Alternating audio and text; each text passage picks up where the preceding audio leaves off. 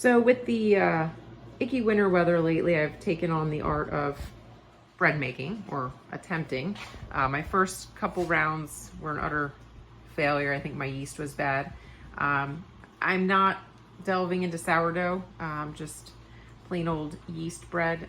We've got our 4 cups of flour and 1.5 teaspoons of salt, our egg. We've got our yeast activating here. We've got our yeast with a cup of warm water and 2 tablespoons of sugar. We're gonna mix that all up and hopefully have a nice loaf of just white sandwich bread.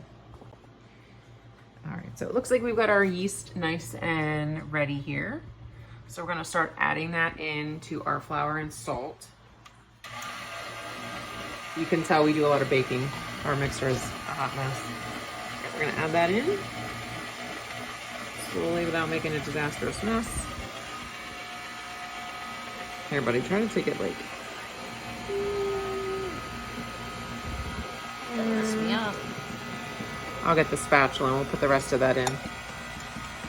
That's all right, bud. I'll get the spatula. You want to add the egg? We'll add the egg on in there. And then this recipe also calls for 1/3 cup of olive oil. So we're going to add that in as well. Got our egg in there. We're going to scoop the rest of that yeast and water and sugar out. And then we'll get the 1/3 cup of olive oil. And we will set it to rising.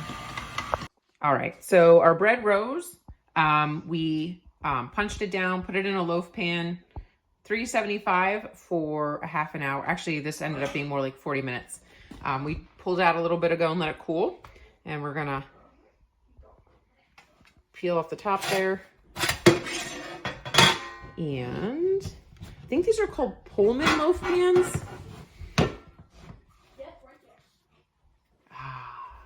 Fresh bread. Woohoo! Again, white sandwich loaf.